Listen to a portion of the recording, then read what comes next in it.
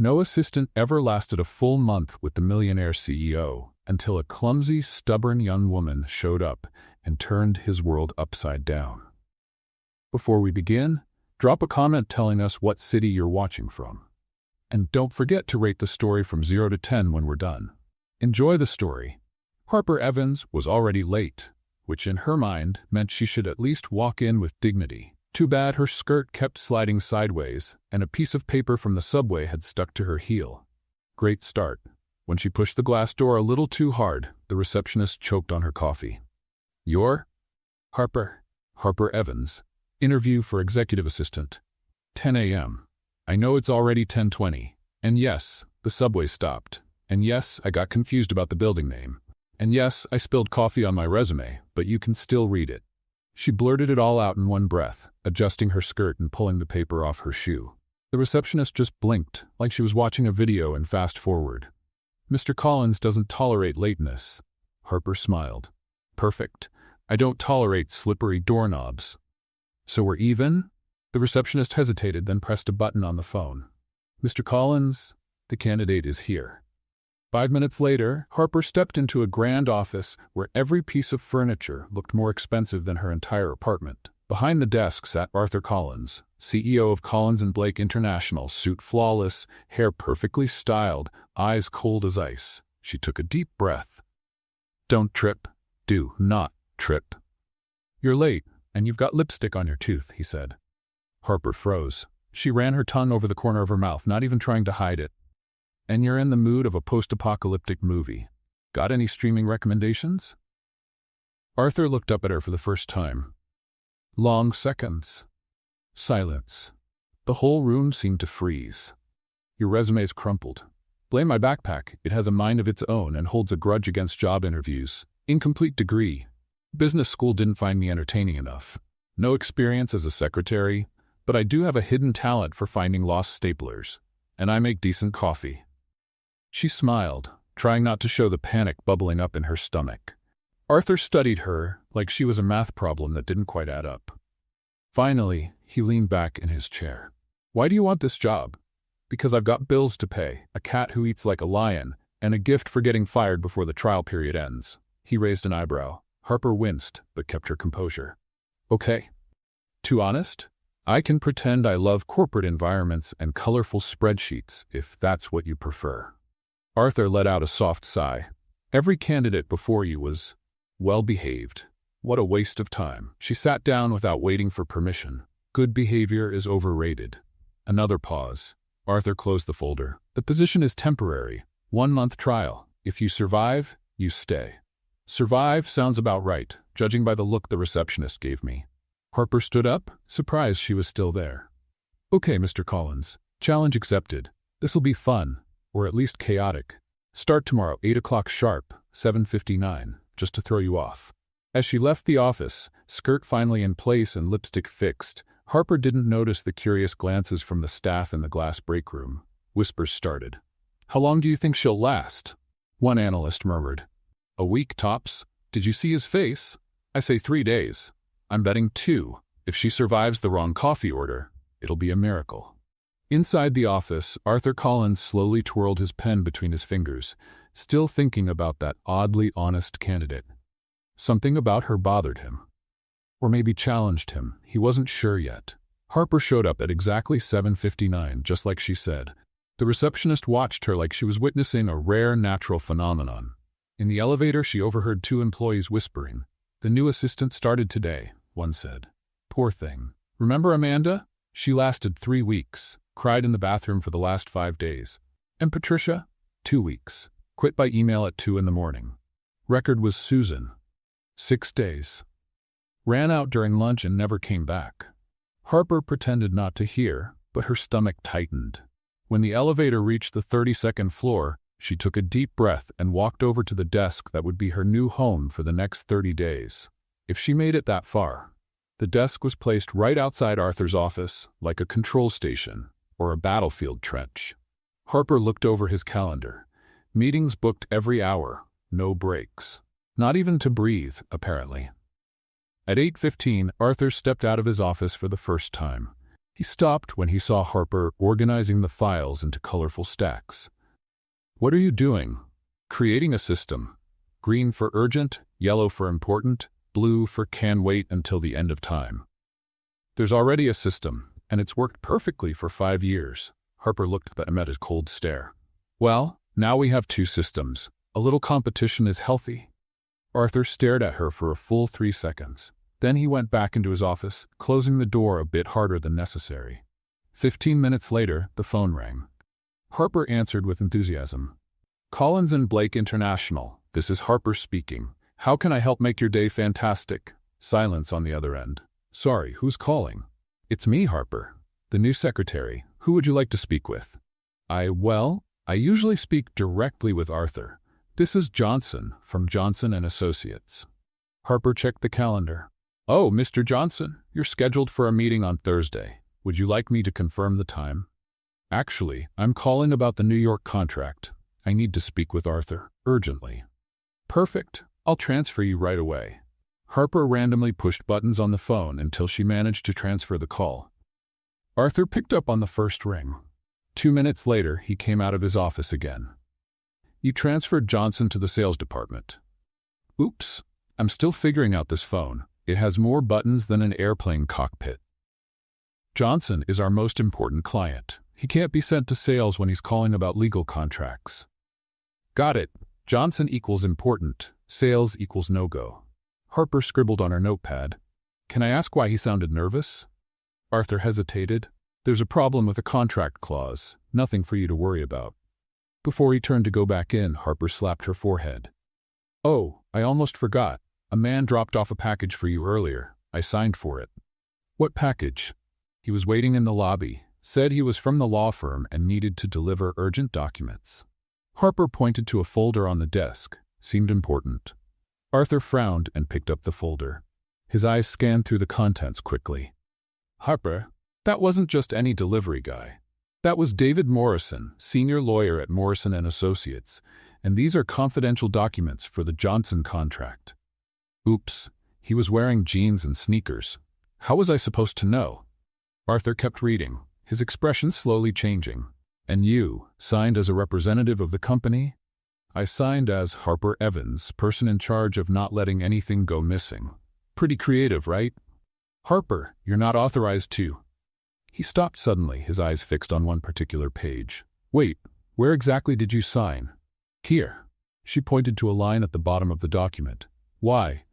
Arthur looked at the signature, then the date, then the location she had signed. "Harper, you just uncovered a legal loophole our lawyers have been trying to find for 3 weeks." "I uncovered what?" "By signing here, on this specific line, you technically validated a clause that protects our interests in the Johnson contract." He looked at her with a mix of disbelief and admiration. This could save a $15 million deal. Harper blinked several times. "I did something good?" "You did something 3 Harvard-trained lawyers couldn't." "Wow, and I didn't even finish college." Arthur went back to his office without another word, taking the documents with him. Harper stared at the closed door, trying to process what had just happened. At 10 a.m., the phone rang again. This time, Harper checked the caller ID before picking up. "Collins and Blake, Harper speaking." "Hello, may I speak with Arthur Collins?" The voice was female, impatient. "May I ask who's calling?" "This is Margaret Collins, his mother." Harper almost dropped the phone. "Oh, Mrs. Collins, one moment, please." This time she transferred the call correctly. A few seconds later, she heard Arthur answer in a completely different tone. "Hi, Mom." The call lasted exactly 3 minutes. When Arthur hung up, Harper heard a deep sigh from his office. At 11, he left for an external meeting. Harper took the chance to explore her new desk a bit more. In the third drawer, she found a 100-page manual. Executive Secretary Manual, Protocols and Guidelines for the CEO's Assistant. She flipped through it quickly. Rules on how to answer the phone, organize documents, schedule meetings, serve coffee, even how to greet visitors. Harper closed the manual and put it back.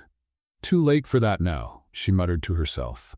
When Arthur got back at 2 in the afternoon, he found Harper sitting in his chair, using his computer. "What are you doing in my chair?" "Testing the ergonomics. You must have back problems. This chair is terrible for your posture." Get out of my chair. Right away. Harper stood up quickly, nearly tripping. I was just checking if I could get into the system in case you ever need something urgently. You don't have a password, true, but your password is kind of obvious. Arthur stared at her, stunned. What do you mean, obvious? Collins 123. Very original. Harper gave an innocent smile. Maybe think about something more secure. You cracked my password? I didn't crack it. I guessed. I tried Arthur, CEO Collins. Third try was the charm. You really should mix it up. Arthur dropped into the chair, rubbing his temples. Harper, you've broken at least 6 security rules today. But I fixed the Johnson contract issue. That has to count for something, right? He watched her for a long moment. Go home. We'll talk tomorrow about boundaries. Harper picked up her bag, trying to figure out whether she was getting fired. Mr. Collins? What? Thanks for not firing me today. The day's not over yet. Harper smiled and waved as she headed toward the elevator. Alone in the office, Arthur Collins reopened the documents she had signed without realizing it. The solution was right there, plain as day, thanks to the careless signature of a woman who'd mistaken a senior lawyer for a delivery guy. He shook his head, somewhere between irritated and impressed. Harper Evans was a walking disaster. But maybe she was exactly the kind of disaster he needed. On the third day, Harper decided it was time to show some initiative. And nothing said initiative, like showing up with coffee for the boss before he even asked. She arrived at 7:45, carrying 2 cups from the coffee shop around the corner. One for her, with milk, sugar, and a hint of cinnamon, and one for Arthur.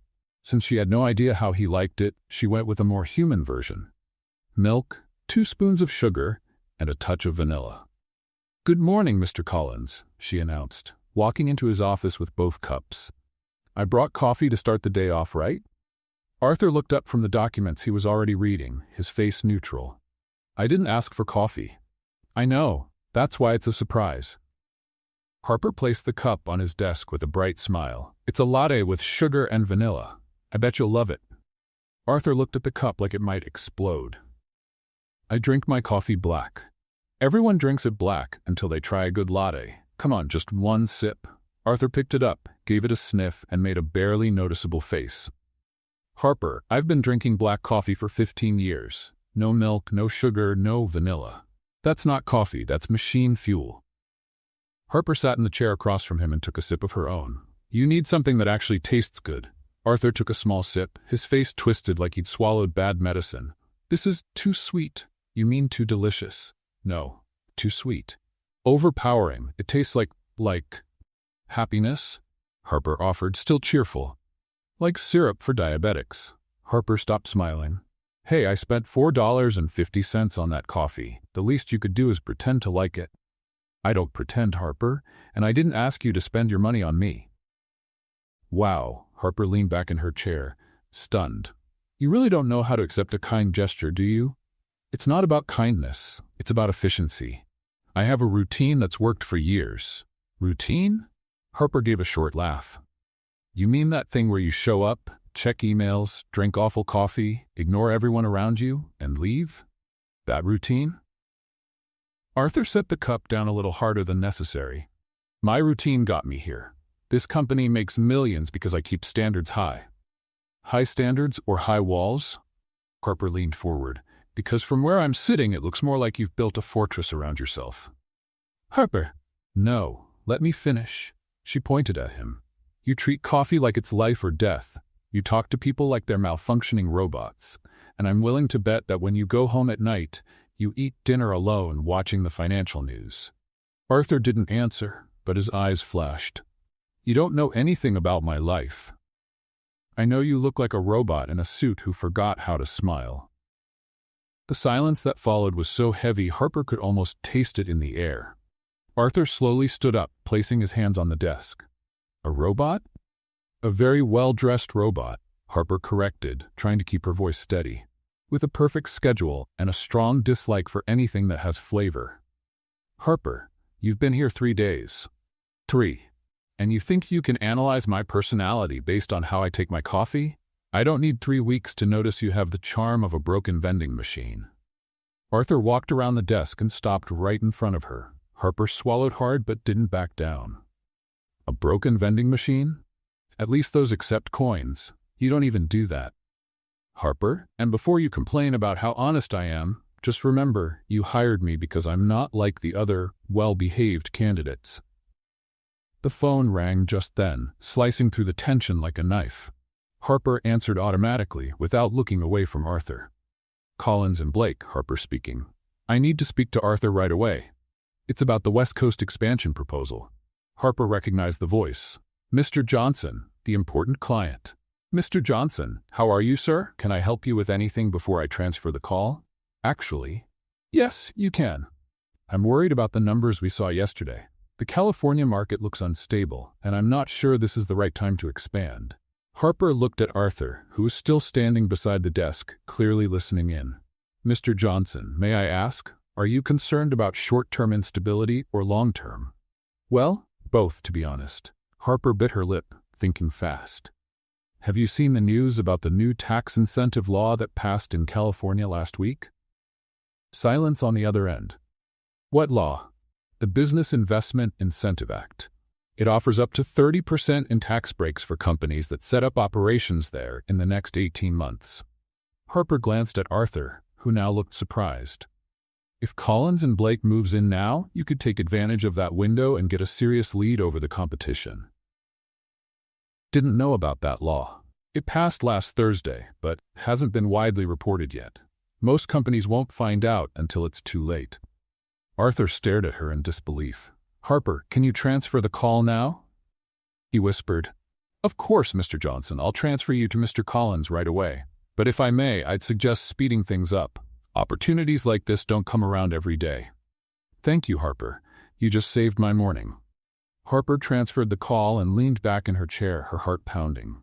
Arthur picked up on speaker. Johnson, tell me I just heard what I think I heard. Arthur, that assistant of yours is a gem. How did she know about that California law? I would like to know that too. The call went on for another 20 minutes. When Arthur finally hung up, he just looked at Harper for a long moment. How did you know about that law? Harper fiddled with her bag strap. I read a lot, and when I don't have anything to do, I browse news sites.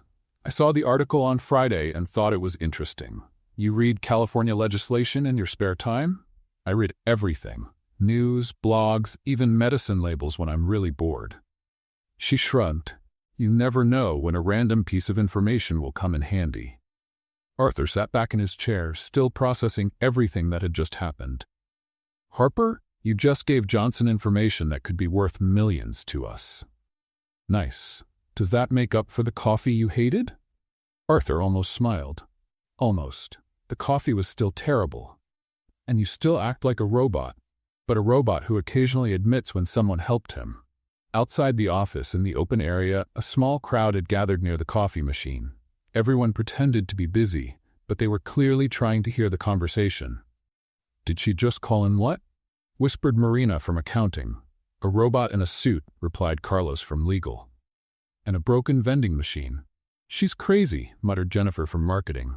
Nobody talks to Arthur Collins like that. But it worked, said David the intern. Did you see how focused he was when she spoke to Johnson? She'll be fired by Friday, guessed Marina. I'm not so sure, said Carlos. Did you hear that call? She just saved $1 million contract. Back in the office, Arthur was typing something on his computer. Harper, about the coffee. I know. You like it black, no sugar, no flavor, no joy, no vanilla. He corrected, this time with something close to a smile. I can tolerate the rest. Harper blinked, surprised. Was that almost a joke? That was a factual correction. Of course it was. Harper smiled. I'll bring plain black coffee tomorrow, but I'm still bringing colorful napkins just to annoy you. Harper? Yes? Nice move with the California law. Harper felt her face get warm. Thank you, Mr. Collins. Arthur, you can call me Arthur. Really? Don't get used to it. It's only because you saved $15 million today. Harper smiled and went back to her desk, feeling an odd sense of victory. Through the glass door, Arthur Collins watched his new secretary sorting files while humming quietly. She was a mess, impulsive, stubborn, completely unpredictable, and it seemed exactly what he hadn't realized he needed, even if her coffee was truly awful. On Friday, Arthur walked over to Harper's desk with an air of authority and said, You need to go to the company's year-end party, he announced, like he was talking about the weather. Harper stopped organizing the files and looked at him. I need to? It's mandatory for executive staff. But I'm a secretary. You're my executive assistant. Technically, you're part of the executive team. Harper blinked a few times. Since when? Since you saved 3 contracts this week and found out our accountant was charging double for basic services. It was true. After the California law incident, Harper had really thrown herself into the work, and apparently, she had a natural talent for spotting problems no one else noticed. Arthur, I don't have anything to wear to a corporate party. It's on Saturday at 8. Wear something appropriate. Define appropriate. Arthur studied her for a moment, noticing the faded jeans and the colorful cat print blouse. Something without animals on it. On Saturday at 6 in the evening, Harper stood in front of a mirror at a dress rental shop, questioning all her life choices. This one is perfect for you, the saleswoman said, adjusting a bright red dress. It catches the eye just enough. Harper looked at herself in the mirror. The dress was beautiful, but definitely attention-grabbing. Cherry red fitted just right, with an elegant but bold neckline. Isn't it a little too red? Dear, you have to stand out. A corporate party is a social battleground. You either make an impression or you disappear. An hour later, Harper was at the entrance of the 5-star hotel where the party was being held, trying not to trip in high heels. The red dress stood out sharply against the neutral, understated tones of the other guests. She took a deep breath and stepped into the elegantly decorated ballroom. Crystal chandeliers, tables with white tablecloths, and a string quartet playing classical music in the background. This isn't a party, she muttered to herself. It's a fancy funeral. Trying to look confident, Harper headed toward the bar. That's when her heel seemed to take on a life of its own. She stumbled badly, arms flailing for balance. Unfortunately, her hands hit a tray of champagne glasses the waiter was carrying. The tray flew through the air in slow motion. 6 crystal glasses crashed down, headed straight for Arthur Collins, who was talking with a group of investors a few feet away. Oh no, Harper whispered, watching the disaster unfold. Arthur turned just as the glasses were inches from his perfectly pressed tuxedo. With impressive reflexes, he dodged, making the champagne splash onto the floor instead of himself. The entire room went quiet. Complete silence. Harper stood there in the middle of the broken glass, her face as red as her dress. I'm sorry? Arthur looked her over. His tux was spotless, though there were a few drops of champagne on his shoes. Instead of blowing up, as Harper expected, he just let out a long sigh. Are you all right? What? I asked if you're all right. Did you cut yourself on the glass? Harper looked down, surprised by the question. No, I don't think so. Arthur signaled to the waiter, who quickly started cleaning up the shards. Let's get out of here, he said, offering her his arm. They walked over to a quieter balcony, away from the curious stares of the other guests. Arthur, I'm so sorry. I know you hate being the center of attention and... Harper. Yes? Breathe, she obeyed, taking a deep breath. Better? A little. Harper leaned on the balcony railing. You're not going to fire me for almost turning you into a champagne fountain? Arthur leaned next to her. I've thought worse things about you. That was almost a compliment. It was a factual observation. They fell silent for a few minutes, listening to the music coming from inside. Do you play piano? Harper asked suddenly. Arthur looked at her, surprised. Why do you ask? You were watching the pianist in there with such a thoughtful expression, like someone who recognizes the music in a different way. Observant. So do you play? Arthur hesitated. I used to, when I was a kid. Why did you stop? My mom thought it was a waste of time. She used to say businessmen didn't need artsy hobbies. Harper frowned. That's nonsense. Music is important. Do you play anything? Guitar. Not very well, but I try. She smiled. I always wanted to learn piano, but I never had the money for lessons. It's hard at first, but once you get the hang of it... Is it like learning another language? Exactly. Arthur looked at her with genuine interest. How did you know I played? Your hands. You've got pianist fingers, long, graceful. And when the music was playing, your fingers started moving on their own, like they were playing in the air. Arthur looked down at his hands like he was seeing them for the first time. You're very observant for someone who trips on flat rugs. Selective focus. It's a talent. They both laughed, a low, easy laugh that surprised them. Arthur, can I ask you something? Sure. Do you like birthday parties? His expression changed immediately. I hate them. Why? They always felt like obligations. My mom used to throw big parties when I was a kid, but they were more about impressing her friends than making me happy. I'd wear a suit, shake hands with adults pretending to care, and just wait for it to be over. Harper felt a pang in her chest. That's really sad. That's life. No, it's not. A birthday party should be about you, about people who actually care being there. So what would your ideal party look like? Harper thought for a moment. Pizza, good music, silly games, people laughing until their stomachs hurt, and a cake with way too much frosting, because there's no such thing as too much frosting. That sounds chaotic. That sounds fun. Arthur was about to respond when the balcony door opened. Marcus from sales came stumbling out, slightly tipsy. Well, look who's here, he said, clearly drunk. The prettiest assistant in the company. Harper shrank a little. Hi, Marcus. Harper, you look amazing in that dress. Marcus stepped in closer than he needed to. How about a dance? Thanks, but I'm talking with Arthur right now. Oh, come on, leave the boss for a few minutes. Marcus held out his hand. He won't mind. Actually, she said no, Arthur said, his voice suddenly cold. Relax, Arthur.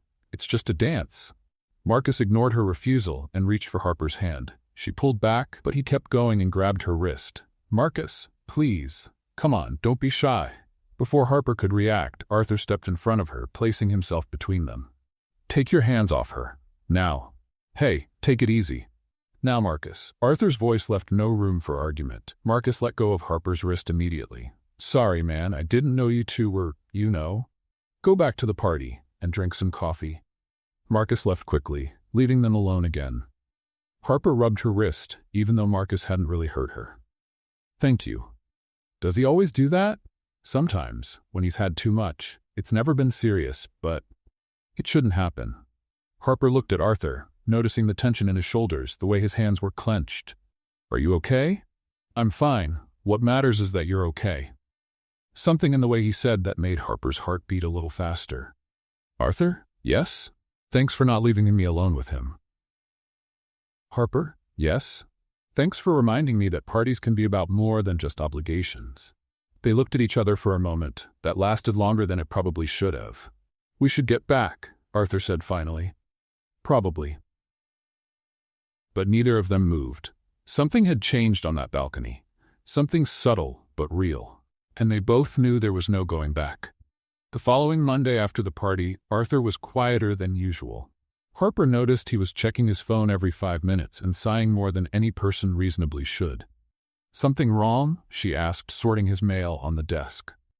My mother's coming to New York. Is that bad? She wants to introduce me to a friend's daughter. A lawyer, Yale graduate, perfect to start a successful family. He made air quotes, clearly annoyed. Harper stopped sorting papers. And you don't want to meet her? Harper, I know the type. She'll talk about expensive wine, European vacations, and how she plans to support my career while redesigning an apartment that isn't even hers yet. Wow. Do you have a problem with ambitious women? I have a problem with people who see me as a life project instead of a person. The phone rang before Harper could answer. Arthur glanced at the caller ID and frowned. It's her. Answer it. I can step out if you want some privacy. No, stay. Maybe having you here will stop me from saying something I'll regret. Arthur picked up and put it on speaker. Hi, Mom. Arthur, darling. I'll be arriving Thursday at 2. I already booked lunch for Friday at the plaza with you and Caroline. Mom, I already told you I can't. Caroline Whitman. Degree in corporate law, Harvard graduate, comes from a very respectable family. You two will get along beautifully. Harper watched as Arthur ran a hand through his hair, clearly frustrated. Mom, I can't make lunch on Friday. Why not? Arthur hesitated, glancing at Harper with a desperate look. Because I'm already seeing someone. Silence on the other end of the line. Seeing someone? Since when? Since a few weeks ago. Harper's eyes widened as she realized where this was going. Arthur, you've never mentioned a girlfriend. Because it's new. Very new. What's her name? Arthur looked straight at Harper, who was now shaking her head vigorously. Harper, Her name is Harper. Harper? What kind of name is Harper? A lovely name, Mom. She's special. Harper covered her face with her hands. Well, then I want to meet her. Bring her to lunch instead of Caroline. Mom, this isn't wonderful. Friday, 1 o'clock at the plaza. No excuses. The call ended. Arthur and Harper looked at each other in silence for a few seconds. You just used me as an excuse with your mother, Harper finally said. I panicked. Arthur, I know. It was dumb, but you heard her. Caroline Whitman, Harvard graduate, perfect family. She was planning our wedding before I even met the woman. Harper stood and began pacing the room. This is crazy. You're going to have to call her back and tell her the truth. Or, you could help me out. Harper stopped pacing. What do you mean? Just pretend to be my girlfriend for the afternoon, so she'll stop trying to set me up. Arthur, this is a terrible idea. Please, Harper, I'll buy you pizza for a month. Pizza won't cover the emotional trauma of meeting your mother. 2 months of pizza and a raise. Harper looked at him for a long moment. How much of a raise? 15%. 25. 20. Deal. But if your mom hates me, it's on you. She's going to love you. Harper let out a sarcastic laugh. Arthur, your mom's expecting Caroline Whitman, Harvard graduate. I'm Harper Evans, dropped out of college, and I'm your assistant. Executive assistant. Same difference. She'll hate me in the first minute. By Friday, Harper was standing in front of the Plaza Hotel, wearing her one dressy outfit, navy blue conservative, borrowed from her neighbor, and trying not to throw up from nerves. Arthur appeared beside her, as perfect as ever. Ready? Definitely not. What's our story again? We met at work, started out as friends, and things just grew from there. And how long have we been dating? 3 weeks. Okay, and what do I do for a living? You work with me, in the strategy department. Arthur, I don't know anything about strategy. You saved 3 contracts this month. You know more than you think. They walked into the elegant restaurant. Margaret Collins was waiting at a table by the window. Harper recognized her immediately. Perfectly styled gray hair, pearl necklace, posture that screamed high society. Arthur, darling. Margaret stood to hug her son. Then her eyes landed on Harper with thinly veiled curiosity. Mom, this is Harper. Harper, my mother, Margaret Collins. It's a pleasure to meet you, Mrs. Collins, Harper said, extending her hand. Margaret shook her hand briefly, clearly inspecting every detail. So you're Harper. Arthur hasn't told me much about you. He tends to be private. Harper smiled, but in a good way. They sat down and Harper immediately dropped her napkin on the floor. As she bent to pick it up, she bumped her head on the table. Sorry, she mumbled, her face red. Margaret raised an eyebrow watching the scene. Harper, what field do you work in? Strategy. Mainly contract analysis. And what did you study? Harper swallowed hard. Business administration. But I didn't finish college. You didn't finish? Margaret looked genuinely shocked. I had to start working to support myself. Sometimes life doesn't follow the timeline we plan, does it? Margaret blinked a few times as if processing that information. And your family? My mom's a nurse in Ohio. My dad, well, he's been out of the picture for a long time. Oh. Margaret looked a bit uncomfortable with the honesty. But my mom's amazing. She worked double shifts to support me when I was a teenager. She's the strongest person I know. Arthur listened to the conversation, noticing how Harper chose to answer with honesty instead of trying to impress. And do you plan to go back to college? Margaret asked. Maybe, but honestly, I've learned more on the job than I did in 2 years of lectures. What do you mean? Well, last week I helped save a $15 million deal by spotting a legal loophole the lawyers had missed. There's no college class that teaches that kind of instinct. Margaret looked at Arthur, who nodded in agreement. It's true. Harper has a natural talent for finding solutions that go unnoticed. Interesting. Margaret took a sip of water. And your future plans? Harper nearly choked on the question. Future plans? With Arthur. Marriage, family. Mom, Arthur cut in. It's way too early to… Actually, it's fine, Harper said. Mrs. Collins, I believe healthy relationships are built slowly. Arthur and I are getting to know each other. No rush, no pressure. No pressure? Exactly. It doesn't make sense to plan a future with someone you're still discovering. Arthur is surprising. I learn something new about him every day. Margaret looked between the two of them, clearly intrigued. And what have you learned so far? Harper gave a warm smile. That he plays piano. That he hates birthday parties but loves classical music. That he's kinder than he seems and funnier than he knows. Arthur looked at her, a bit surprised. Funny? You have that dry sense of humor that catches people off guard. It's charming. Margaret watched their exchange with growing interest. Arthur never told me he played piano. He should start playing again, Harper said. Talented people shouldn't leave their gifts behind. Lunch continued with Harper being surprisingly natural. She knocked over a few things, laughed a little too loud once, and asked a couple of overly direct questions, but she was also honest, funny, and truly curious about getting to know Margaret. By the time they said goodbye, Margaret gave Harper a much warmer hug than at the start. It was a pleasure meeting you, Harper. Same here, Mrs. Collins. Arthur, Margaret whispered to her son while Harper was distracted. She's different. In what way? Authentic. She's not trying to impress me. It's refreshing. After Margaret left, Arthur and Harper walked quietly for a few blocks. So, Harper finally asked, how'd I do? She liked you. Really? More than liked you. She was intrigued. My mother can't stand people who try too hard, but you were just yourself. Harper smiled. Good. Pretending to be someone else is exhausting. Harper? Yes, thank you. Really. You're welcome, but you owe me a 20% raise and 2 months of pizza. Deal. They both laughed, but something between them had shifted again. The lie had started to feel dangerously close to the truth. The Monday after lunch with Margaret, Harper arrived at the office and found Arthur on a tense call with Robert Sterling, CEO of Sterling Tech, one of the biggest tech companies in the country. Robert, I understand your concern, but our marketing proposal is solid, Arthur was saying, clearly frustrated. Harper pretended to organize papers while listening in. Yes, I know the young market is important. No, our team hasn't lost touch with the millennial audience. Robert, please, give me 1 more week to reshape the presentation. Arthur hung up and ran his hands over his face. Trouble? Harper asked. Sterling thinks our marketing proposal for their new app is too old for their target audience. He wants something that speaks young, but our team only knows how to do traditional corporate campaigns. What's the app? Taskmaster, a task organizer for college students and young professionals. Harper frowned. And what was the proposal you showed him? Arthur pulled up slides on his computer. Sleek corporate images, slogans like efficiency is the path to success and smiling models in spotless office settings. Arthur, this looks like an ad for life insurance. What do you mean?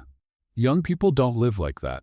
Their lives are chaotic. They're juggling work, school, social life, and existential anxiety. This campaign talks to robots, not real people. Arthur leaned back in his chair. So how would you do it? Harper thought for a moment, biting her lip. Raw honesty. Show the actual chaos. Something like, your room's a war zone, you missed 3 deadlines this week, and you've been living on ramen noodles, but at least your tasks are organized in Taskmaster. Arthur blinked. That's very specific. Because it's real. Young people love it when someone admits life is messy. No one wants to pretend they've got it all together. Harper, marketing doesn't work like that. You can't. And using memes, she cut in, excited. That meme of the dog sitting in the fire saying, this is fine. Perfect for Taskmaster. Your life is burning down, but your tasks are in order. This is fine. Arthur looked at her like she'd just suggested selling ice cream in the Arctic. Memes? In a corporate campaign? Arthur, Sterling wants to reach young people. And young people speak in memes. It's practically its own language. Before Arthur could answer, the door opened. Robert Sterling walked in with his team, an hour early for the meeting. Arthur, I hope you've got something new to show me, Robert said, shaking his hand. Robert, you're early. The meeting was scheduled for. I changed my mind. I want to see what you've got right now. Arthur glanced nervously at Harper, who was sitting at her desk with a stack of papers. Of course. I'll call the marketing team. Actually, Harper stood up suddenly. May I present an alternative idea? Arthur stared at her in horror. Harper, this isn't. Who is she? Robert asked, curious. Harper Evans, strategic assistant, she answered before Arthur could speak. And I have a proposal that could completely change the way you speak to your audience. Arthur tried to step in, but Robert seemed interested. Go on. Harper picked up a marker and walked to the whiteboard. Taskmaster isn't just an organization app. It's a lifeline for people drowning in their own chaos. She began drawing simple figures on the board. Campaign, at least one thing is in order. Scene 1. A young guy wakes up late, his room's a mess, clothes everywhere. He looks at his phone and sees all his tasks neatly listed in Taskmaster. Line, your life's a mess, but your priorities aren't. Robert leaned forward, intrigued. Scene 2. A student in the library, surrounded by books, looking panicked. She opens Taskmaster and breathes a sigh of relief. Line, when everything's out of control, at least you know what to do first. Arthur looked pale, but Robert was smiling. And how would you make this go viral? Harper grinned. Authentic memes. Partner with influencers who actually use the app day to day. No actors pretending to be organized. Real people showing how Taskmaster helps them survive their chaotic lives. Memes? One of Robert's executives asked. Exactly. I'm watching my life fall apart, but at least my tasks are in Taskmaster. Harper mimicked the popular Drake meme, using hand gestures. Robert burst out laughing. That's brilliant. You're finally speaking our language. Arthur tried to take control of the situation. Robert, this is just an early concept. Our team still needs to develop. There's nothing to develop. Robert interrupted. This is exactly the kind of energy we've been looking for. Harper, can you lead this campaign? Harper looked at Arthur, who seemed on the verge of a nervous breakdown. Well, it would be an honor. Perfect. I want a full proposal by Friday, with timeline, budget, everything. Robert shook Harper's hand enthusiastically. Arthur, you found a gem. This young woman understands the younger market better than any agency we've worked with. When Robert and his team left, Arthur closed the door and turned to Harper. What just happened? I saved the deal? Harper, you just committed to leading a multi-million-dollar campaign without checking with anyone. But he liked the idea. That's not the point. Arthur paced the room. You don't have experience in marketing. You don't know budgets, timelines, teams. Arthur, breathe. We'll figure it out together. Together? You're not going to let me sink on my own, are you? Arthur looked at her for a long moment. Harper, you just committed us to our biggest client and saved our account. Sterling was ready to drop us. That doesn't mean... The door opened again. David from legal came in, beaming. Guys, Sterling just signed a 2-year contract extension. They loved the new creative direction. After David left, Arthur dropped into his chair. Harper, do you realize what you've done? Saved our jobs? He ran his hands through his hair. You just reinvented our entire marketing strategy in 15 minutes. Out in the common area, the rumors had already started. Harper's leading the Sterling campaign? Marina whispered. She's only been here, 1 month? Carlos replied. And now she's a strategic assistant? Jennifer rolled her eyes. Clearly, something's going on between her and Arthur. Or maybe she's just really good at what she does, David said. Oh, please. Nobody rises that fast without a little extra help. Back in the office, Arthur was on the phone, pulling together a team to support Harper. Yes, marketing is fully on board. No, she's not inexperienced, she's innovative. Right, meeting at 9 tomorrow. When he hung up, he looked at Harper. Congratulations, you've officially been promoted to senior strategic assistant. Really? Sterling insisted, and the board approved a 30% raise in your salary. Harper jumped out of her chair. Arthur, that's amazing. Harper? Yes? If this campaign fails, we're both getting fired. Then we'd better make it work. Arthur looked at her, noticing the determined spark in her eyes. Why do I feel like I just unleashed a hurricane on the company? Because you did. Harper smiled. But the kind of hurricane that leaves everything better once it passes. Arthur shook his head, somewhere between impressed and terrified. Harper Evans had arrived as a temporary secretary. Now she was leading the company's biggest campaign, and he was starting to realize he couldn't imagine the office without her creative chaos. Even if that scared him more than he wanted to admit. It was Thursday, 11 o'clock at night, and Harper was still at the office, putting the final touches on the proposal for Sterling. Arthur had insisted on staying too, going over every detail with the obsession of someone who feared a misplaced comma could cost $15 million. Arthur, for the 10th time, the presentation is perfect, Harper said, glancing at him over a stack of papers. You need to stop revising. Just one more pass through the Q3 numbers, he muttered, eyes still on the screen. Harper noticed he looked paler than usual and had touched his forehead several times in the last hour. "Are you okay? You look a little—" "I'm fine." Arthur cut her off, but his voice sounded hoarse. 15 minutes later, Harper heard a strange noise coming from his office. She looked up and saw Arthur holding his head in his hands. "Arthur?" He didn't answer. Harper got up and walked into the office. Arthur was clearly struggling to keep his eyes open, his face flushed and sweaty. "You have a fever," she said, touching his forehead. His skin was burning. "I don't have a fever. I have work to do." "Arthur, you're literally burning up. When's the last time you ate?" He tried to remember, and couldn't. "I don't know. Yesterday? Maybe the day before?"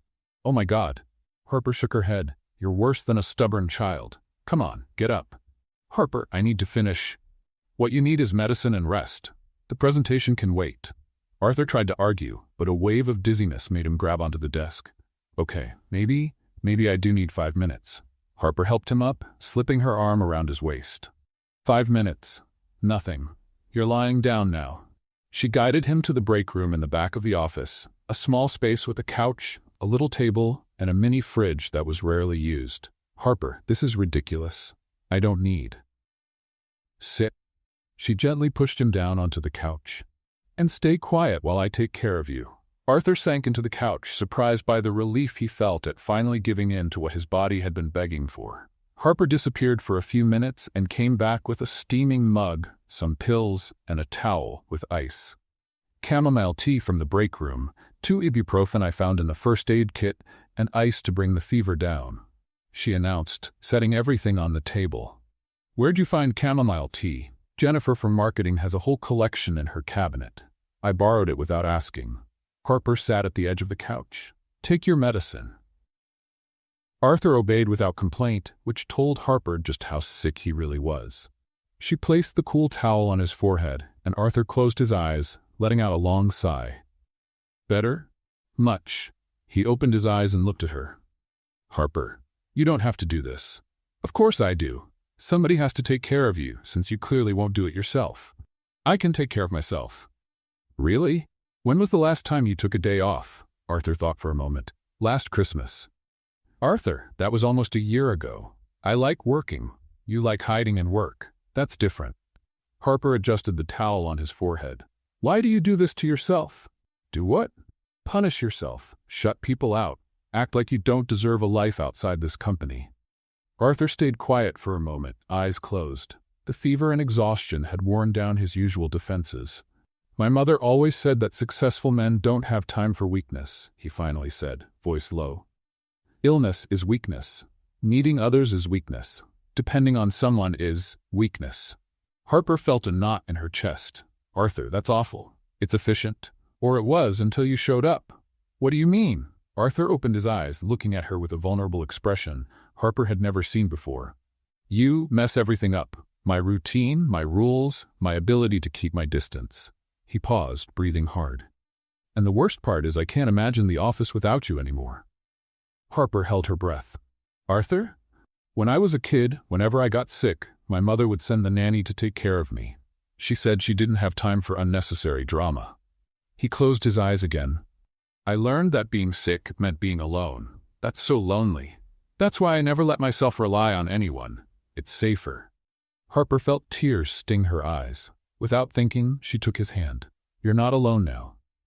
Arthur looked down at their joined hands, surprised. Normally he would have pulled away, but this time he squeezed her hand back. "Harper, I'm scared." "Scared of what?" "Of getting used to this, to you taking care of me, to needing you." His voice was quiet but completely honest. "Why does that scare you?" "Because people always leave. My dad left when I was 12, said my mother was too cold and I was turning into her. Every girlfriend I had eventually gave up trying to reach me." He looked straight at her. "And you will too.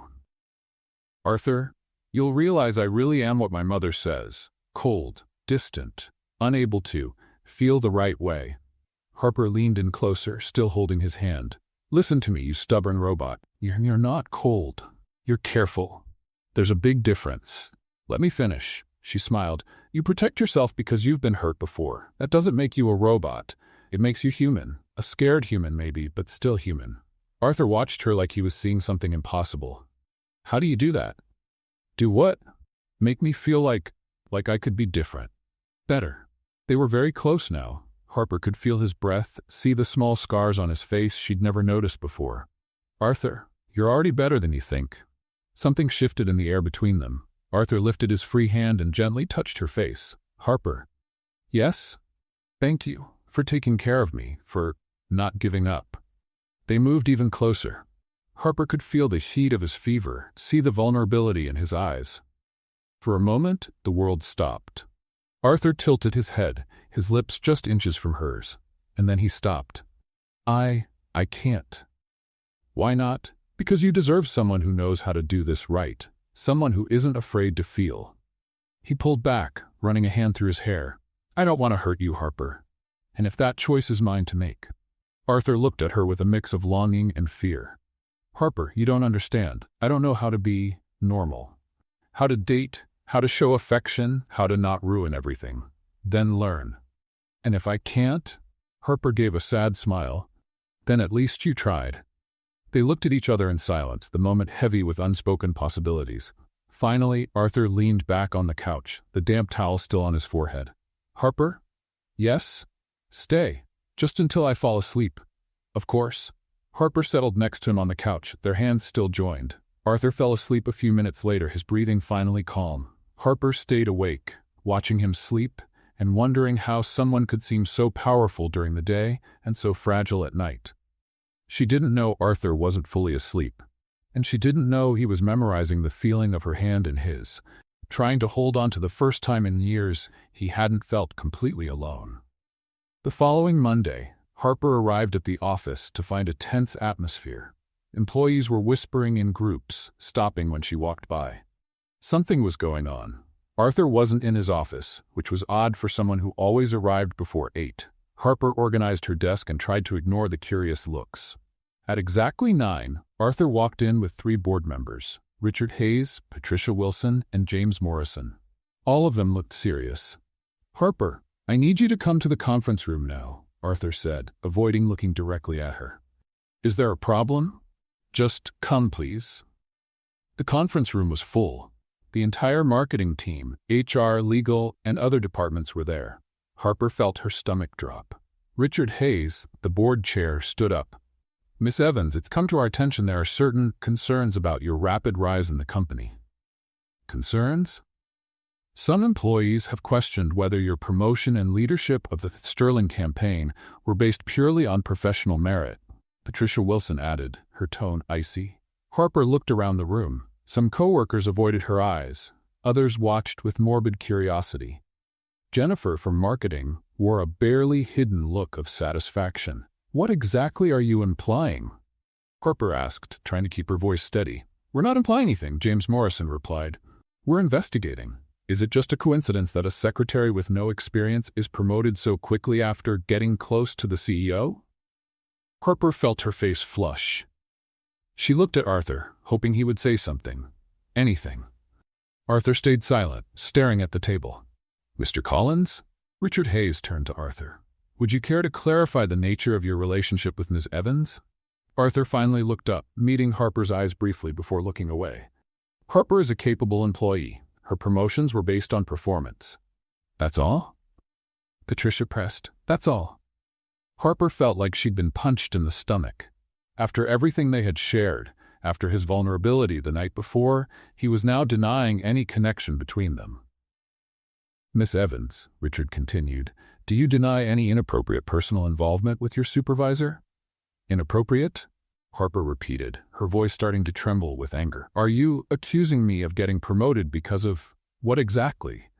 Please just answer the question. Harper looked at Arthur again. He still wouldn't meet her gaze. There is nothing inappropriate about my professional relationship with Mr. Collins. And on a personal level? There is no personal relationship. The words came out bitter. Technically true, but it hurt to say them. Richard glanced at some documents. Several witnesses reported seeing the two of you together outside the office, at the Plaza Hotel, for example. A business meeting, Arthur said quickly. With your mother present? Patricia raised an eyebrow. An awkward silence filled the room. Look, Harper stood up, unable to take it any longer. I don't know who started these rumors, but I can prove my professional value. The Sterling campaign increased company contracts by 40%. I saved 3 deals that were about to fall through. I implemented systems that saved. No one's questioning the results, James interrupted. We're questioning the methods. The methods? Harper let out a dry laugh. You want to know my methods? I work 12-hour days. I read everything about our clients. I researched the market in my own time, and I genuinely care about the success of this company.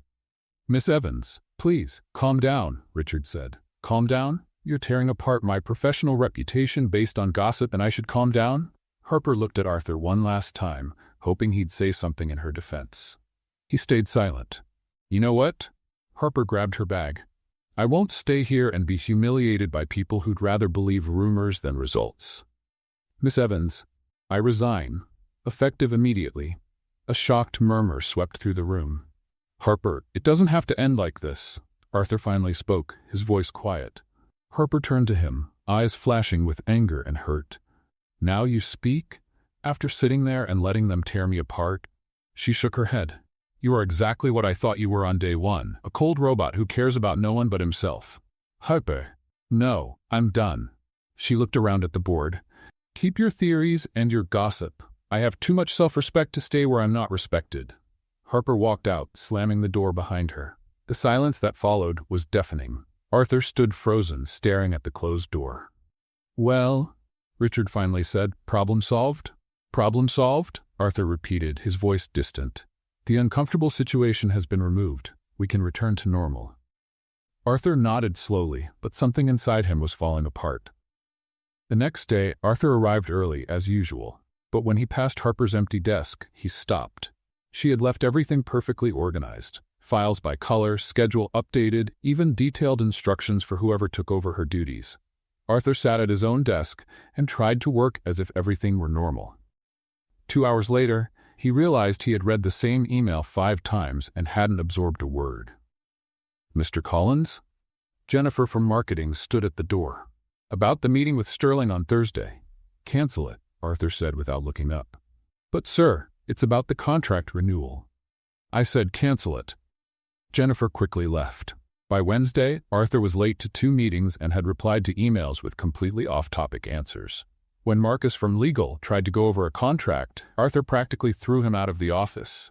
He's impossible, Marcus muttered to Marina by the coffee machine. Worse than before, Harper showed up. Maybe now he'll realize how much she actually helped, Marina replied. On Thursday, Arthur was on the phone with an employment agency. I need someone with experience who doesn't get intimidated easily, he said. Someone with a strong personality. What specific profile are you looking for, Mr. Collins? Arthur paused, realizing he was describing Harper. Never mind, I'll call back later. He hung up and leaned back in his chair. The office was running, technically, but it felt lifeless. No spark. No Harper. On Friday, Sterling called. Arthur, where's Harper? I need to go over some changes in the campaign with her. Harper doesn't work here anymore. What? Why? Arthur couldn't find the words. Arthur, have you lost your mind? Harper's the best thing that's happened to your company in years. What the hell happened? After a tense call with Sterling, Arthur sat alone in his office, staring at the empty desk just outside his door. For the first time, he admitted the truth he had been trying to avoid. It wasn't just that Harper made work more efficient. She made his life better. Lighter. More human. And he had let them humiliate her and drive her away because he was afraid. Afraid to admit he needed her. Afraid to admit he was in love with her. Arthur picked up the phone, hesitated, then put it down again. How could he fix things now? After betraying her in the worst possible way? Outside, the city kept moving. But inside Collins and Blake, Arthur Collins was learning a painful lesson. Some opportunities, once lost, never come back. And some people, once hurt, may never trust you again. He had lost Harper, and he was starting to realize he had lost the best part of himself with her. Arthur spent the entire weekend trying to figure out where she was. He called her number dozens of times, but it went straight to voicemail. He even stopped by her apartment, but the neighbor said she hadn't seen her in days. It was David from legal who finally gave him a clue. Harper? Oh yeah, she posted on Instagram that she's volunteering at an animal shelter in Brooklyn. Something about needing puppy therapy after corporate heartbreak. Arthur had never used Instagram in his life, but he managed to find the location: Paws and Heart's Animal Rescue. On Sunday morning, he drove to Brooklyn with a bouquet of pink peonies, Harper's favorite flowers, according to the receptionist, and a carefully rehearsed speech he'd practiced in the mirror for an hour. The shelter was a small building surrounded by outdoor pens and kennels. Arthur parked, adjusted his suit, completely wrong for this, and headed to the entrance. "Can I help you?" a volunteer at the front desk asked. "I'm looking for Harper Evans. It's an emergency." "Harper? She's in the rescued pig pen. Out that door, take a right. You can't miss it." Arthur followed the directions, mentally running through his speech. "Harper, I made a terrible mistake. You're essential to the company and to—" He stopped abruptly when he saw the scene in front of him. Harper was sitting in the middle of a pen, surrounded by hay, with a little pink piglet in her lap. She was wearing old jeans, rubber boots, and a t-shirt stained with mud. She was talking to the animal like it was a baby. "No, Bentley, you can't eat my bracelet. It's not food," she said, laughing as the piglet tried to nibble on her wrist. Arthur stood by the fence, holding the bouquet, completely unsure of how to proceed. "Excuse me," he called out. Harper looked up, and her expression shifted instantly from cheerful to ice-cold. "What are you doing here?" "I need to talk to you." "We have nothing to talk about." Harper turned her attention back to the pig. "Besides, I'm busy." Bentley here was abandoned by people who thought he was no longer useful. The jab landed hard. Arthur opened the gate and stepped into the pen, holding the bouquet like a shield. "Harper, please, let me explain." "Explain what?" "How you sat there in silence while they humiliated me?" Harper finally looked at him. "Or how you denied there was ever anything between us." "I was trying to protect you." "That's not true. You were protecting yourself." Arthur took a step forward, ready to hand her the flowers, but stepped right into a mud puddle. His foot slipped, and he fell spectacularly, landing flat on his back in a pile of hay. The bouquet flew out of his hands, petals scattering everywhere. Bentley, startled, jumped off Harper's lap and ran straight toward Arthur, who was now covered in straw and mud. "Get off! Get off!" Arthur tried to shake off the little pig, but Bentley decided the expensive suit was the perfect place to rub himself. Harper couldn't hold back a laugh. "Bentley, leave the man alone," she said, picking up the animal. Arthur sat down in the straw, his tie crooked, hair a mess, bits of hay sticking out everywhere. "This wasn't exactly the entrance I had planned," he muttered. "I can imagine."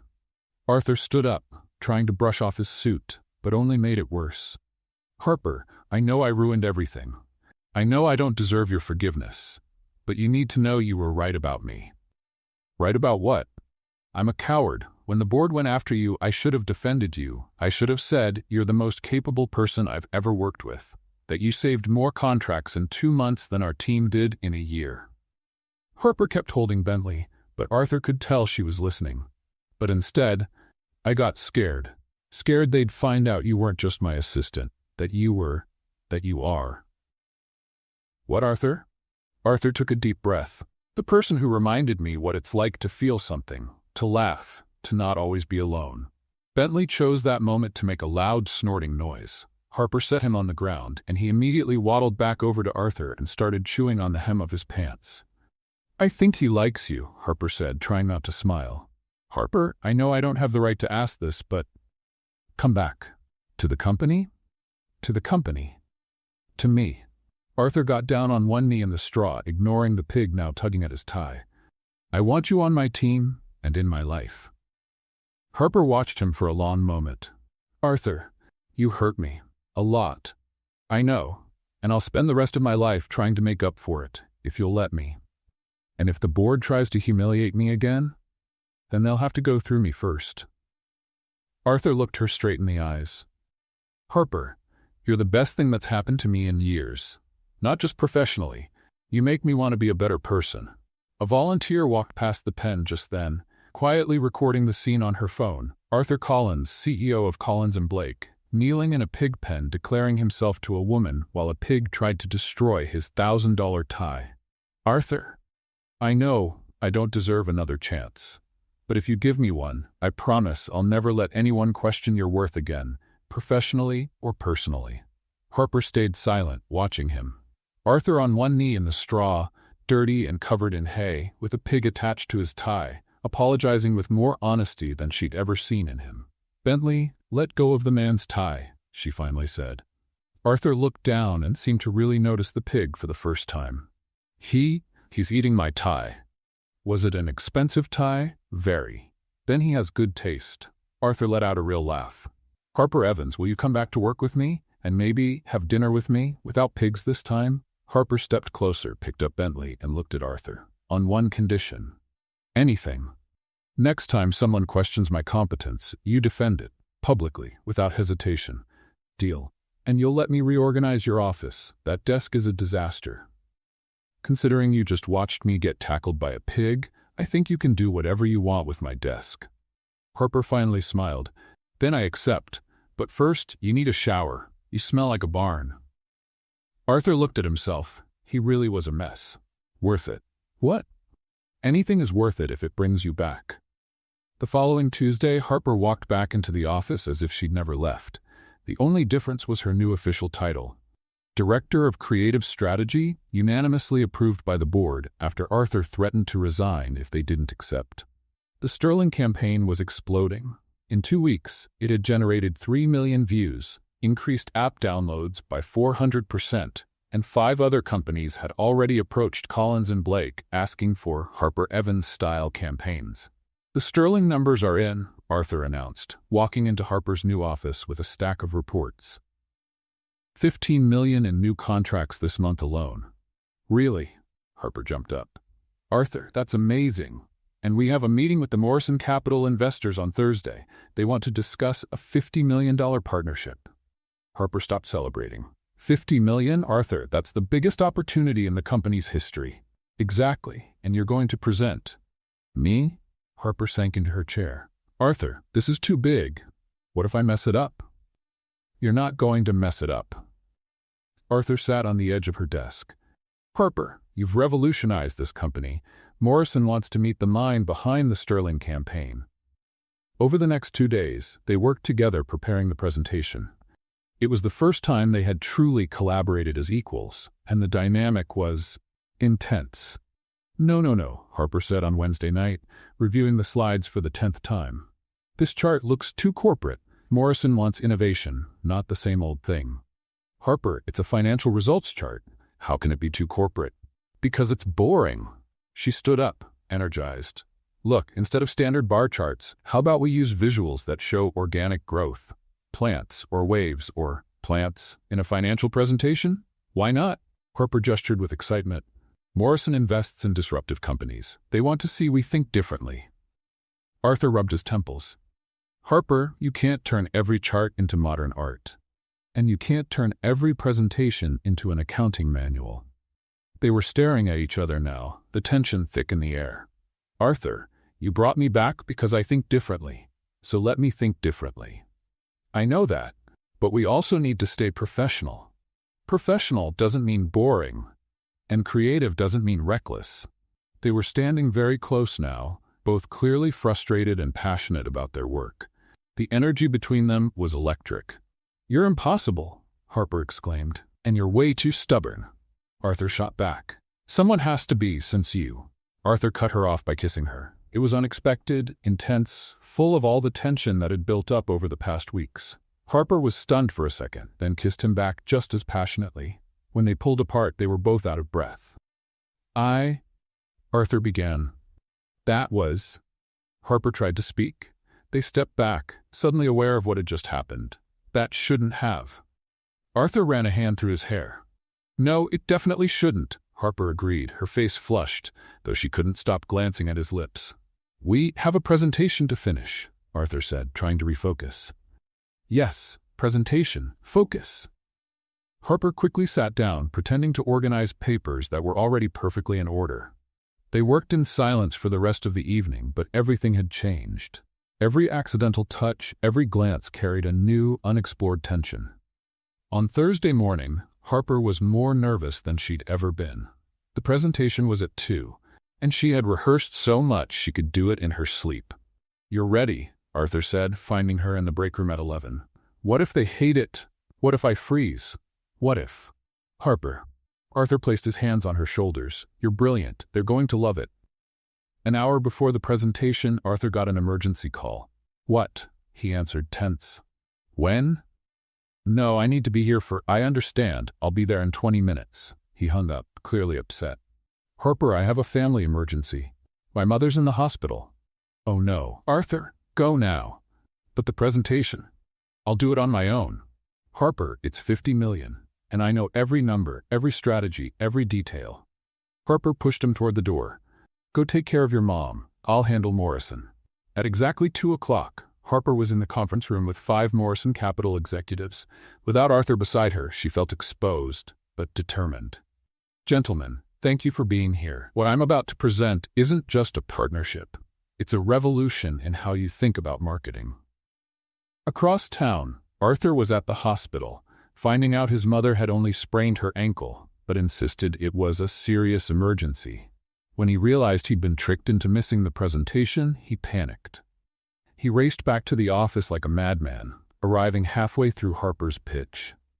Peeking through the conference room door, Arthur saw Harper commanding the room like a conductor. The executives were fully engaged, asking questions, smiling, clearly impressed. "The real question, gentlemen, isn't whether you should invest in innovation. It's whether you can afford not to," Harper was saying, pointing to a chart that, Arthur noticed with surprise, included organic visual elements that actually worked. One of the executives leaned forward. "Miss Evans, where do you see this partnership in 5 years?" "I see you as pioneers of a new era of authentic marketing. I see companies lining up to work with us, and I see all of us very, very wealthy," Harper replied with a confident smile. The room burst into laughter. Arthur felt a wave of pride so strong he had to lean against the wall. Harper wasn't just competent, she was exceptional, and she was his. No, he corrected himself. She was his partner. In every sense of the word. When the meeting ended with a handshake and promises of a contract the following week, Arthur was waiting for Harper in the hallway. "How did it go?" he asked, eager. "They want to sign a 5-year deal. 70 million, not 50. Arthur looked at her for a moment, then lifted her off the ground and spun her around. "Harper Evans, you're amazing." When he set her down, they stood close again, both remembering the kiss from the night before. "Arthur, I know, we need to talk about what's going on between us. Yes, we do. But first," Arthur smiled, "let's celebrate. You just saved our company." Again, Harper smiled back. "We make a good team, we make a great team." And for the first time, Arthur Collins was beginning to accept that maybe, just maybe, he needed Harper Evans for more than just work. Maybe he needed her for everything. The following Friday, after the success of the Morrison presentation, Arthur walked over to Harper's desk with a strangely nervous look on his face. "Do you have plans tonight?" Harper looked up from her reports. "Depends. Why?" "I'd like to take you to dinner. Not to talk about work or campaigns or any of that. Just dinner." Harper studied his face, trying to see if this was another workplace misunderstanding. "Arthur, what exactly are we talking about here?" "A real date, between two people who care about each other." Harper's heart sped up. A date. She hesitated. Since the kiss on Wednesday, they'd been circling around a tension that was getting hard to ignore. "Okay, but nothing too fancy, and if you show up in a suit, I'm leaving," Arthur smiled. "I promise I'll keep it casual." At 8 that night, Harper rang the bell at Arthur's apartment. When he opened the door, she almost didn't recognize him. Dark jeans, a blue shirt with rolled-up sleeves, no tie. He looked human. "Wow," she said before she could stop herself. "Wow, what? You look like a normal person. It's unsettling." Arthur laughed and stepped aside to let her in. The apartment was exactly how Harper imagined it, elegant, minimalist, all in shades of gray and white. But something was different. Candles were scattered around the room, soft music played in the background, and a delicious homemade smell drifted from the kitchen. "You cooked?" Harper asked, surprised. "I tried." Arthur looked genuinely nervous. "Grilled salmon, asparagus risotto, and a salad I managed not to burn." Arthur Collins cooks, who knew? YouTube is a surprisingly educational tool. They sat down at the table, and Harper immediately noticed something different. Arthur was quiet. not in his usual controlled way, but genuinely shy. "The food's delicious," she said after a few minutes of silence. "Thank you." More silence. Harper took a sip of wine, watching him. Arthur was poking at his food, clearly nervous. "Okay, what's going on?" she finally asked. "What do you mean?" You're acting like it's your first job interview. Relax." Arthur put down his fork and leaned back in the chair. "Sorry. I don't know how to do this." "Do what, this?" He gestured between them. "Have dinner with someone without an agenda. Talk with no specific goal. Be normal." Harper felt her heart tighten. "Arthur, you've had dinner with me before. At the plaza, remember? With your mom. That was theater. This is real." They looked at each other for a long moment, and Harper saw a vulnerability in his eyes that he rarely showed. "Okay, then let's start over," she said, reaching across the table. "Hi, I'm Harper. I like sweet coffee, bad movies, and misbehaving pigs." Arthur took her hand, smiling for the first time that evening. "Hi, Harper. I'm Arthur. I like piano, I hate parties, and apparently I have a soft spot for women who turn my life upside down." "A soft spot?" "Maybe more than a soft spot." The energy in the room shifted. Harper didn't let go of his hand. "Arthur, yes? What are we doing?" "Honestly, I have no idea." They laughed, and the tension finally melted. The conversation flowed easily through the rest of dinner. Arthur told her about the time he tried to learn guitar and gave up after a week. Harper admitted she once dreamed of being a ballerina until she realized she had the coordination of a drunk penguin. When they finished eating, Arthur served dessert, tiramisu, which he clearly hadn't made himself. "Points for honesty." Harper laughed. "My cooking skills have limits." They moved to the sofa, and again silence settled between them. But this time it was filled with anticipation, not nerves. Harper watched Arthur's profile as he swirled his wine. "Can I ask you something?" "Of course." "What do you want from me, Arthur?" The question caught him off guard. He set his glass down and looked straight at her. "What do you mean?" "At work, we're partners. That works. But this..." She gestured between them. "What is this? What are you expecting?"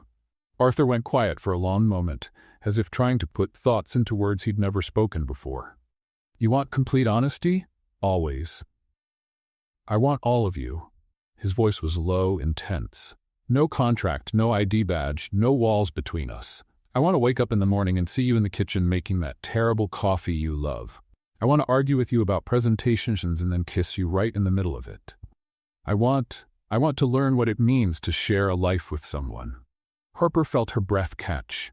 "Arthur, I've fallen in love with you, Harper, completely. And I know it's scary because I don't know how to do this right, but I've fallen in love with you too."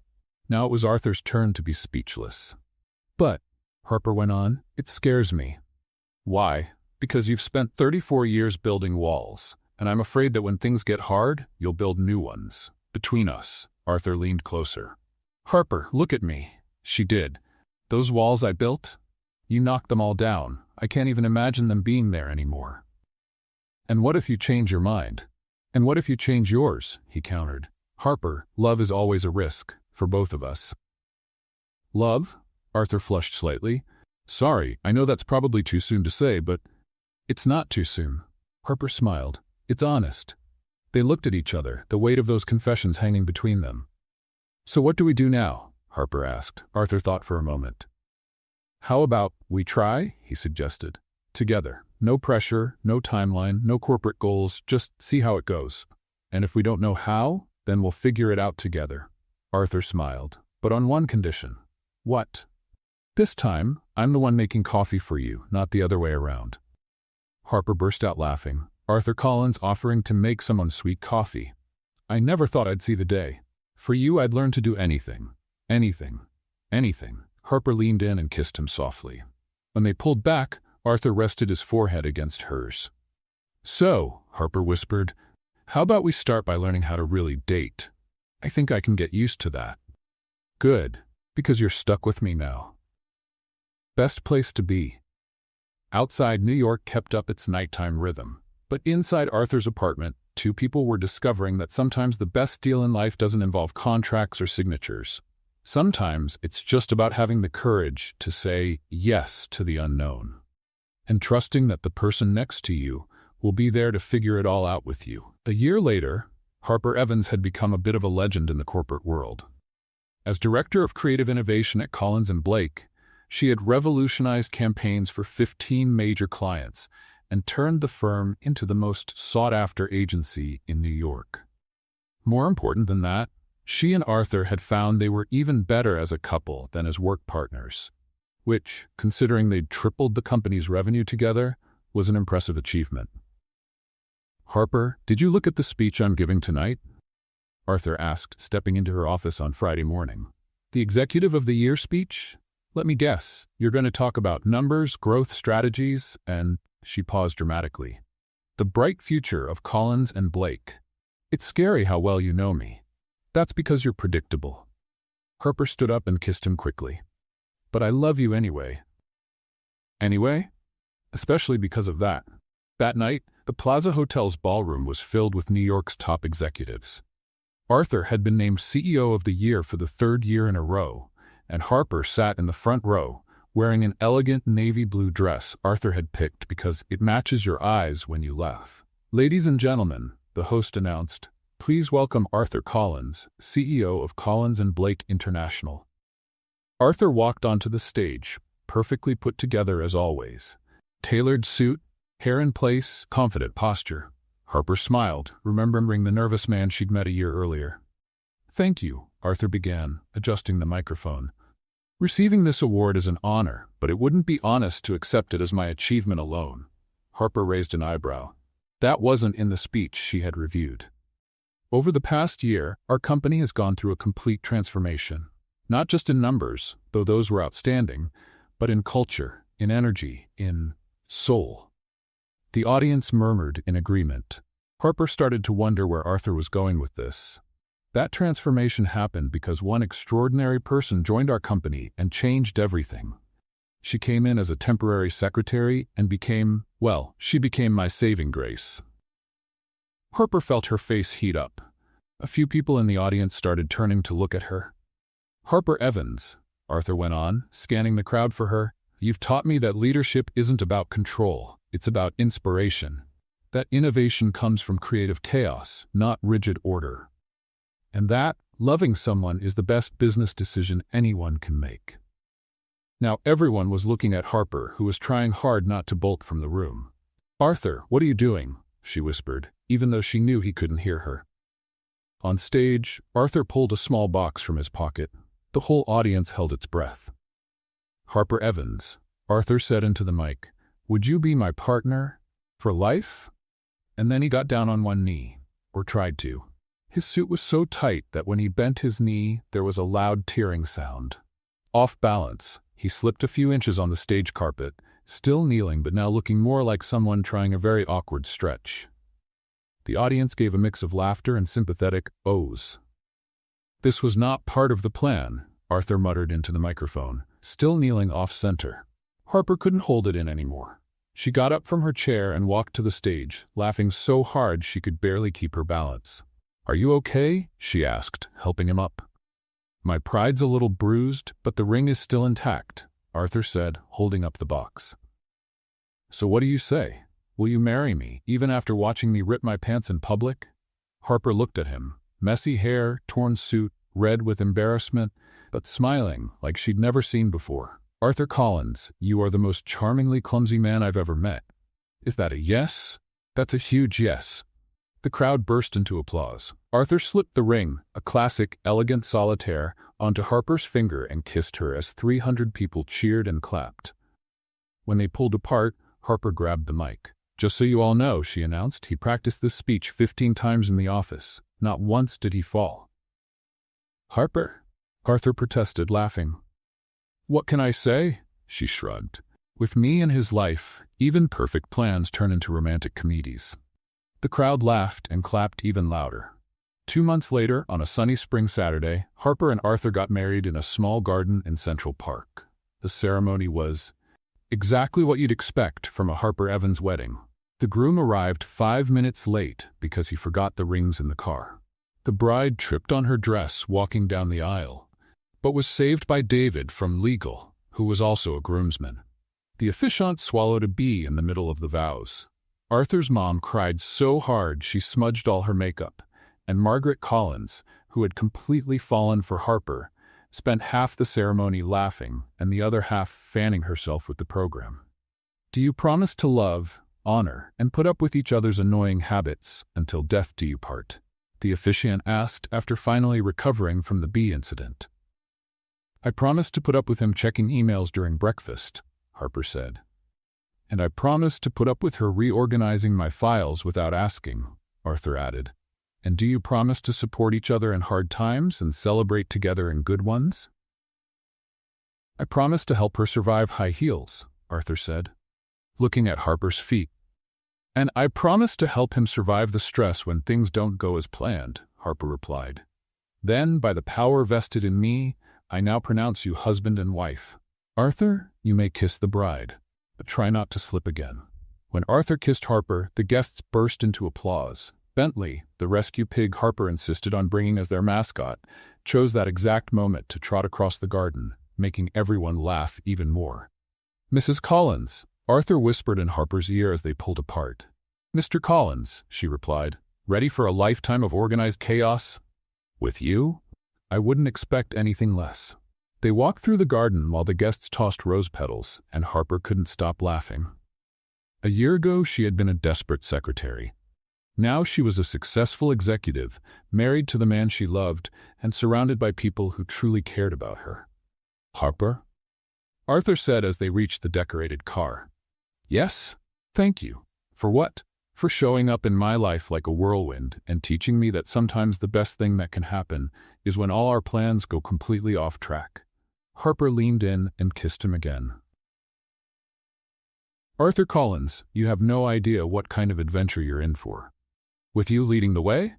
I'm sure it's going to be epic. And as they drove off into the future, tin cans rattling behind the car and Bentley running after the vehicle, one thing was clear. Love, just like the best business deals, sometimes begins with complete and total chaos. What did you think of Harper and Arthur's story? Let us know in the comments. Rate this story from 0 to 10. What score would you give? Don't forget to subscribe and turn on notifications so you don't miss any of our stories. And check out more touching stories by clicking right here on the final screen.